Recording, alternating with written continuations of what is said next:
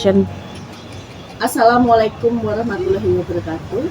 Perkenalkan, saya CGP Angkatan 11 Kabupaten Wonogiri. Saya adalah Arin Helinianti yang berunit kerja di SDN 2 Pucuk, yang mana pada kesempatan hari ini saya akan melaksanakan tugas saya demonstrasi konstekstual, yang mana saya akan mewawancarai Ibu Kepala Sekolah, yaitu Ibu Sri Wahyuni SPD, Kepala Sekolah SDN 1 Eronoko. Assalamualaikum Ibu Sri Wahyuni. Waalaikumsalam warahmatullahi wabarakatuh, Bu Arin.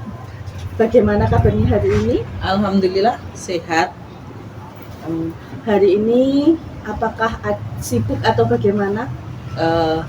Sudah tidak ada kegiatan hari ini, siang ini lumayan longgar untuk kegiatannya. Iya, terima kasih Ibu sudah meluangkan waktu, yang mana kemarin saya sudah menghubungi Ibu untuk tugas CGP ini. Saya bertugas untuk mewawancari Ibu terkait bagaimana memecahkan suatu masalah atau memutuskan suatu keputusan terkait dalam keputusan yang berhubungan dengan dilema etika ataupun rujukan moral.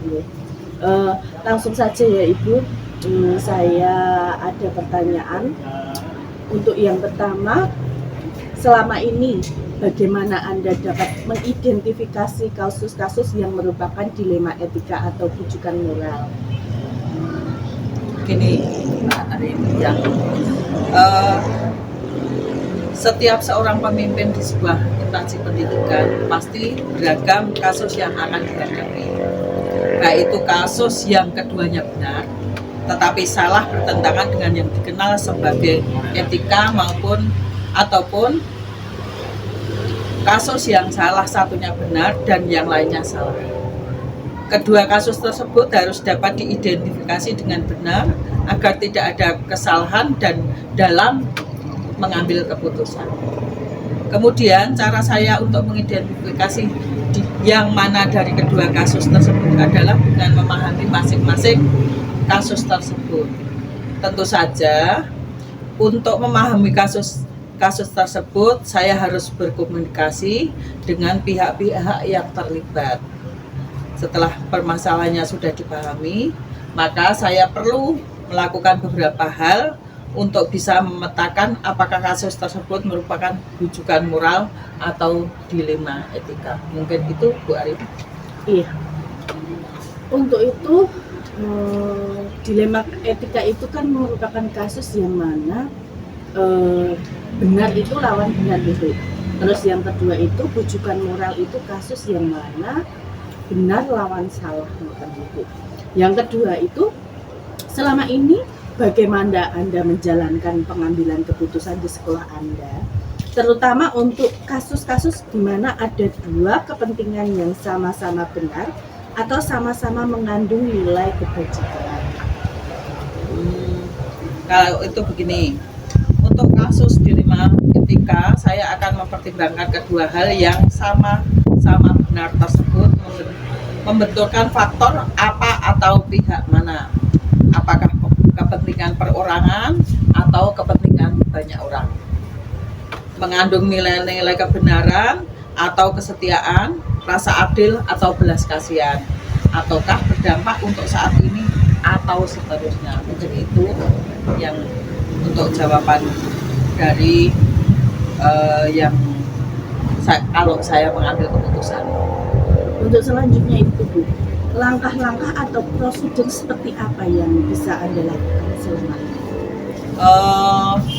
Yang tentunya kita tetap dari suara hati kita.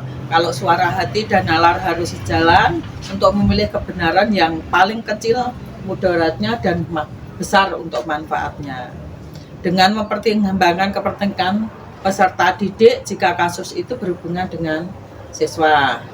Berdasarkan pada prinsip berpikir berbasis hasil akhir, berpikir berbasis peraturan, dan berpikir berbasis rasa peduli. Tahap berikutnya, lakukan investigasi dengan memeriksa kembali fakta-fakta dan temukan peluang, lalu buatlah keputusan. Lalu keputusan ditinjau kembali hingga keyakinan kebenaran itu ada, dan insya Allah dalam bimbingan ilahi keputusan yang diambil adalah keputusan yang bertanggung jawab. Bu. Jadi terus untuk melaksanakan suatu pengambilan keputusan itu pasti ada langkah-langkahnya Bu. Yang pertama itu pasti langkahnya berhubungan dengan peserta didik atau tidak. Yang kedua itu kepentingan-kepentingan yang lain atau guru atau wali murid ataupun pihak-pihak yang lain. Dan untuk selanjutnya itu apakah peraturan itu, apakah keputusan itu berdasarkan peraturan juga atau berdasarkan fakta-fakta itu dicari juga ya Bu. Ya. Untuk selanjutnya itu hal-hal apa saja yang selama ini Ibu anggap efektif untuk pengambilan keputusan pada kasus-kasus, terutama pada kasus dilema etika itu? Ya. Dalam kasus pengambilan keputusan dengan dilema etika, hal yang paling efektif yang perlu dilakukan adalah dengan menyederhanakan pokok permasalahan dan kemudian membangun kebijaksanaan. Oh iya, jadi memenawi ngeten Ibu. Kalau permasalahan itu harus segera ditangani Ibu. Kalau berlarut-larut nanti akan menambahkan masalah Ibu. Iya. Iya. Untuk selanjutnya Ibu, hal apa saja yang selama ini merupakan tantangan ya dalam pengambilan keputusan yang Ibu lakukan, terutama pada kasus-kasus dilema etika? Ya. Hasil keputusan yang diambil mungkin akan pihak-pihak yang tidak dapat menerima, ada pihak-pihak yang tidak dapat menerima sepenuhnya. Tapi prosesnya untuk dapat memahamkan sebagian orang untuk secara ikhlas menerima dan menjalankan keputusan menjadi sebuah tantangan, serta untuk tetap istiqomah dalam menjalankan keputusan yang sudah disepakati. Tidak lupa kalau dalam setiap keputusan pasti kita minta ya Bu. Minta apa gitu? Minta saran, terus minta, tidak lupa kita berkolaborasi dengan berbagai pihak Bu. Baik lingkungan sekolah ataupun di lingkungan yang lain. Selanjutnya, apakah Ibu itu memiliki sebuah tata kelola atau jadwal tertentu atau waktu yang dibutuhkan untuk penyelesaian kasus dilema etika? Apakah langsung menyelesaikan saja di tempat tersebut serta merta atau ada proses atau prosedur yang lain yang dijalankan? Tidak ada jadwal untuk penyelesaian kasus itu, tidak ada jadwal tertentu dalam menyelesaikan sebuah kasus. Prioritas kasus mana yang perlu diselesaikan secepatnya tergantung dari jenis dan pentingnya kasus tersebut diselesaikan secepatnya agar tercipta lingkungan sekolah yang sehat, kondusif buat semua warga sekolah. Terus yang mana kasus itu kan juga mempengaruhi kegiatan pembelajaran di sekolah Bu. Misalnya ada permasalahan pun ya kita tetap yang utama adalah berpihak pada murid. Jadi kasusnya bisa diselesaikan selalu untuk utamanya adalah berpihak pada murid. Untuk selanjutnya Bu, adakah seseorang atau faktor-faktor apa yang selama ini mempermudah dan membantu Anda, orang atau warga sekolah yang membantu Anda dalam pengambilan keputusan dan ada kasus-kasus dilema etika yang Bu Sri Wahyuni sebutkan tadi? Oh iya. Untuk menangani kasus ini tentu kami juga berkomunikasi yang baik dengan semua warga sekolah, pengelolaan emosi yang baik dan pemahaman tentang teori pengambilan keputusan sebagai seorang pemimpin menjadi faktor yang mempermudah dan membantu dalam pengambilan keputusan. Gitu. Untuk yang terakhir Ibu, ini pertanyaan terakhir. Dari semua hal yang telah disampaikan, pembelajaran apa yang dapat Ibu petik dari pengalaman Ibu dalam mengambil keputusan dilema etika ini? Dari pengalaman saya, ada yang dapat diambil dari sebuah keputusan, maka terus terang untuk tetap mengidentifikasi dulu jenis kasusnya, harus bisa dilakukan lebih awal dengan melakukan pengujian-pengujian lalu dilakukan pengujian benar, lawan benar, untuk dapat menentukan paradigma apa yang akan kita pilih, sehingga keputusan bisa diambil sesuai dengan prinsip yang tidak akan merugikan peserta didik. Bu menawi mekaten saja Bu untuk pertanyaan wawancara saya. Terima kasih dari penjelasan dari Ibu Sri Wahyuni tadi. Saya menjadi lebih tercerah dalam hal ini, termasuk salah satu tugas saya, terus modul yang sedang saya pelajari.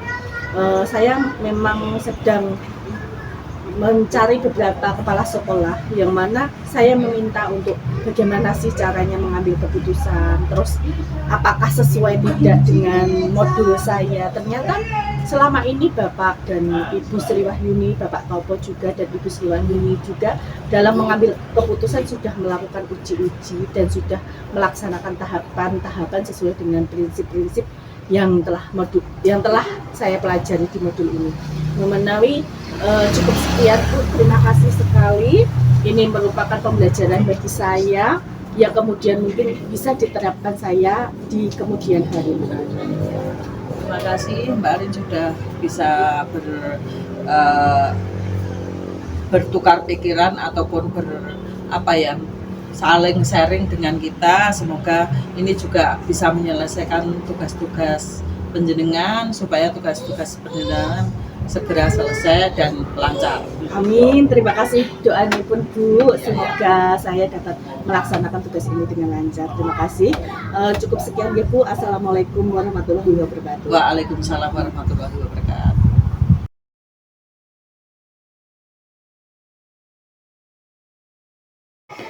Assalamualaikum Pak Topo, selamat siang. Bagaimana kabaripun Bapak Topo? Apakah sedang sibuk hari ini? Waalaikumsalam warahmatullahi wabarakatuh. Alhamdulillah sehat Bu Arin. Bu Arin, bagaimana kabarnya hari ini Bu? Saya tidak sibuk. Ini tadi hanya buka-buka laptop menyelesaikan tugas saya Bu. Ada apa? Kemarin Bu Arin menyampaikan kepada saya katanya ada tugas guru penggerak ya? Alhamdulillah Pak, saya sehat.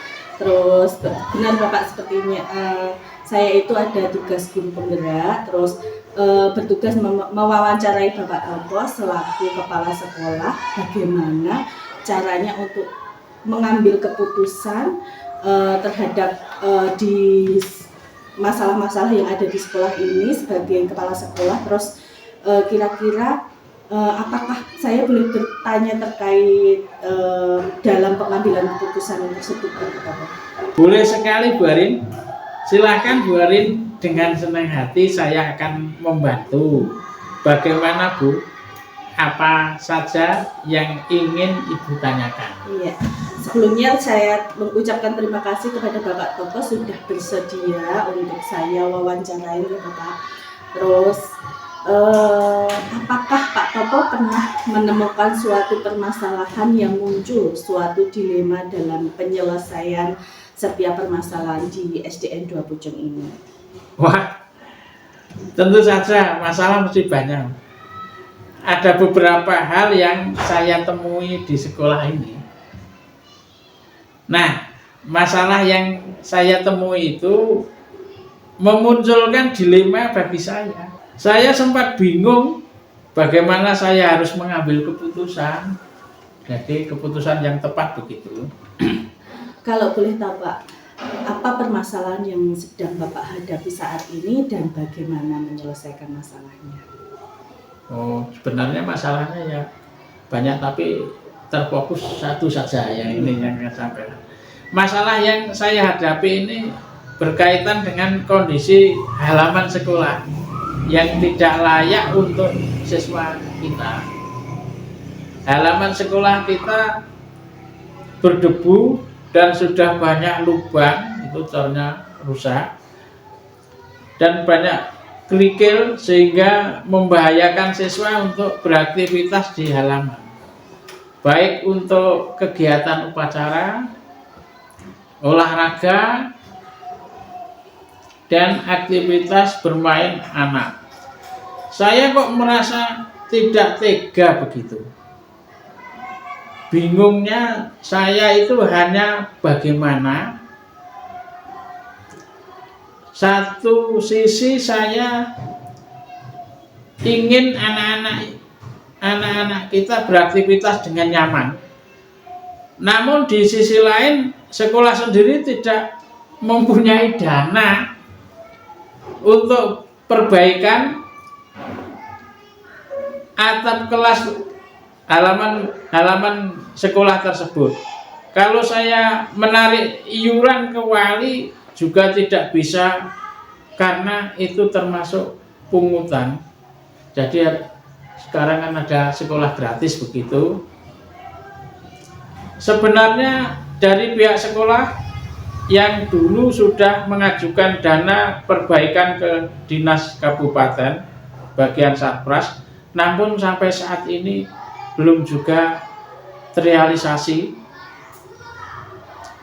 Sedangkan kondisi anak-anak kan tidak mungkin begitu terus.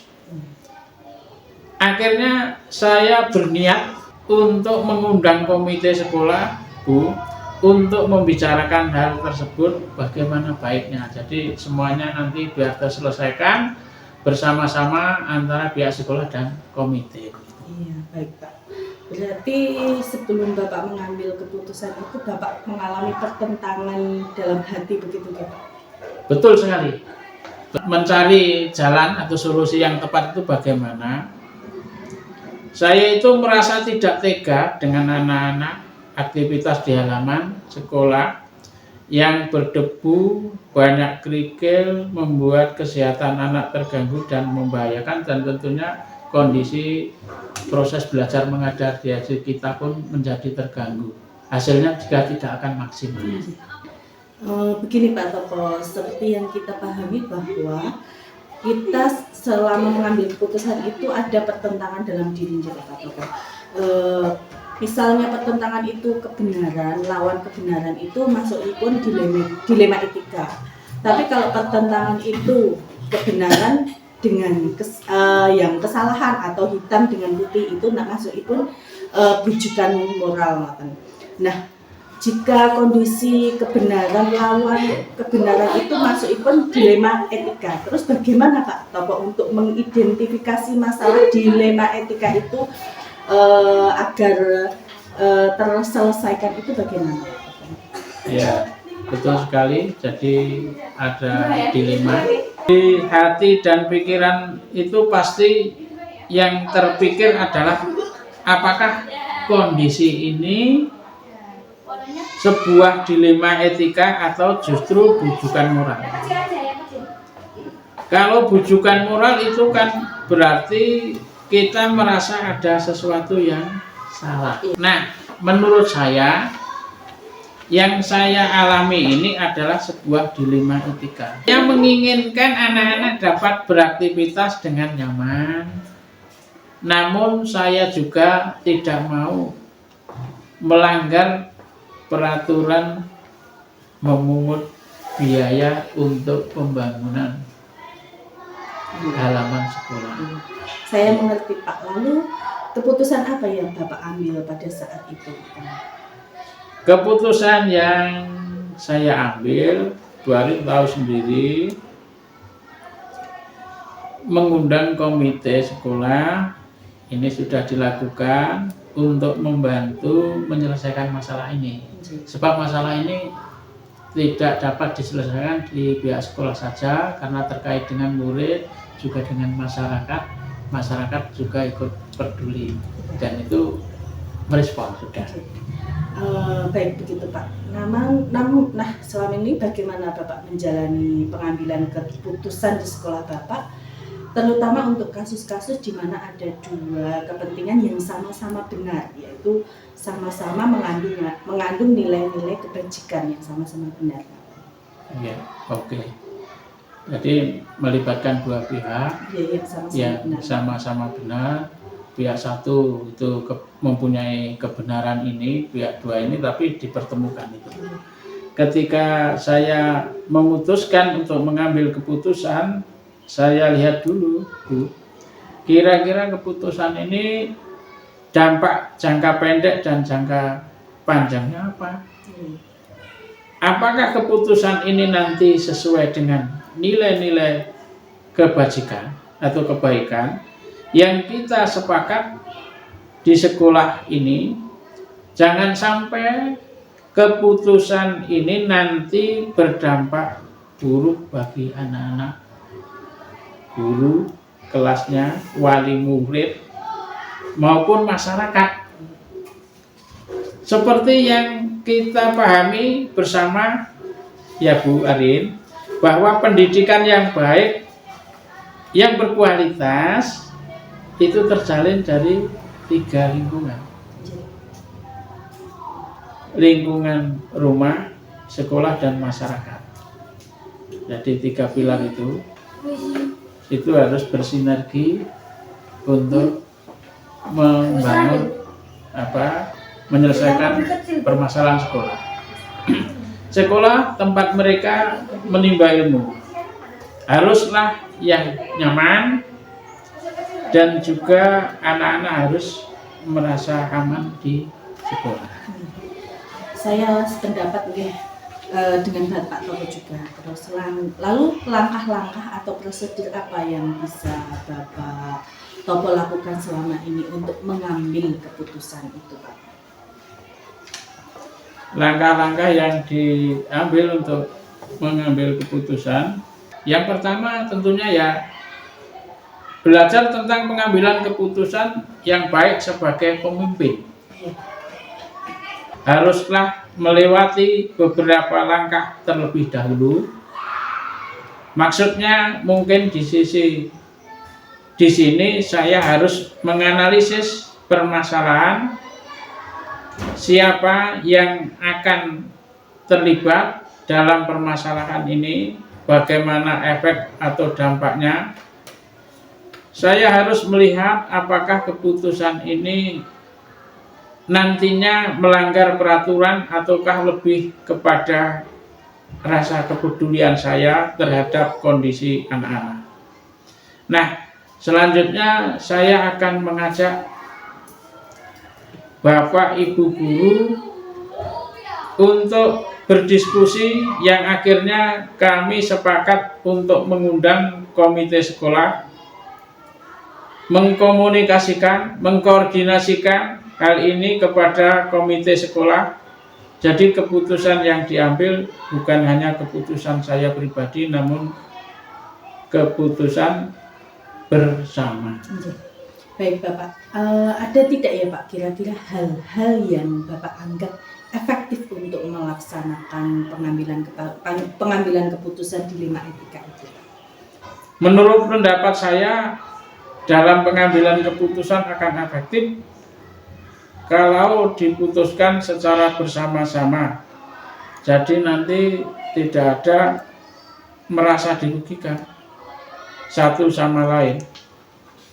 Nggih, dinten-dinten niku ada tidak Pak tantangan yang Bapak temui dalam kegiatan pengambilan keputusan di 5 etika ini? Tentu saja ada tantangan yang pasti ada, yaitu rasa ragu, takut untuk menyampaikan ke komite. Jadi kita ragu apakah ini nanti diterima komite atau tidak. Sekolah, karena secara aturan kan kalau pembangunan itu tanggung jawab dari pemerintah pusat. Namun karena situasi dan kondisinya saat ini seperti itu, mau tidak mau kita harus menemukan solusi dan memutuskan keputusan apa untuk menyelesaikan. Alhamdulillah tanggapan dari komite bagus sekali. Komite kita respon dan bersama-sama. Mereka ketika saat bertemu atau rapat itu banyak usulan yang masuk, yang semuanya itu usulan itu mencerminkan kepedulian komite dan wali murid untuk menyelesaikan masalah, yaitu membangun lapangan halaman agar menjadi baik, anak-anak agar nyaman. Ini agaknya terutama wali murid dan komite itu sangat peduli sekali karena peduli terhadap pendidikan anak. Dan Bapak, untuk pelaksanaan pengambilan keputusan itu ada jadwalnya apa tidak nih Bapak? Sepertinya kalau jadwal tidak ada Bu, hanya saja ketika ditemukan suatu kasus atau masalah saja berusaha segera menyikapi permasalahan cepat selesai dan tidak berlarut-larut. Jadi kita ada masalah langsung kita selesaikan dengan koordinasi, dengan komunikasi, membangun komunikasi antara sekolah, komite, dan wali murid. Menurut Bapak Toko sendiri, kinten-kinten itu dalam pengambilan keputusan itu apakah ada orang yang bersedia membantu melaksanakan pengambilan keputusan tersebut atau orang-orang yang bertanggung jawab penuh untuk pengambilan keputusan tersebut? Ada Bu, yang membantu tentu saja Bapak Ibu guru di sekolah ini dan juga komite. Jadi guru dan komite saling bekerja sama membantu. Menurut saya ketika semua saling bekerja sama, saling berkoordinasi akan terjadi satu kekompakan, akan terjadi satu langkah, satu gerak untuk menyelesaikan permasalahan yang yaitu halaman yang berlubang tadi. Pertanyaan saya yang terakhir nih Pak, dari semua hal yang telah Bapak laksanakan itu dalam pengambilan keputusan itu, pembelajaran apa ya Pak yang dapat Bapak petik dalam pengalaman Bapak dalam melaksanakan pengambilan keputusan dalam dilema etika Bapak? Ya banyak sekali. Yang saya pelajari adalah sebelum kita mengambil keputusan, kita lihat dulu detail permasalahannya. Kira-kira langkah awal itu seperti apa. Kita juga dapat melibatkan orang lain, terutama pihak-pihak yang berdampak dari permasalahan. Kemudian dalam pengambilan keputusan itu akan lebih baik jika kita menganalisisnya atau mengujinya, apakah itu melanggar peraturan atau tidak. Dari sini kita akan tahu, oh saya harus bagaimana. Terus menurut saya keputusan terbaik adalah keputusan yang diambil berdasarkan kesepakatan bersama dengan bermusyawarah. Kita akan menemukan beberapa solusi permasalahan, apa dampak baik buruknya ke depannya.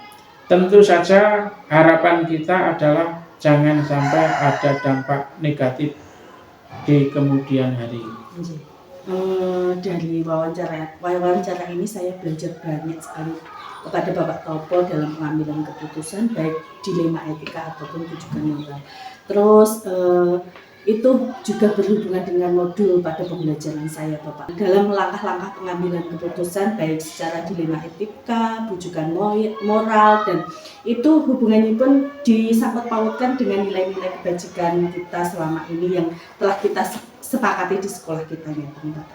Terus saya berterima kasih sekali kepada Bapak Topo telah meluangkan waktu kepada saya untuk saling bertukar pikiran terkait cara-cara pengambilan keputusan.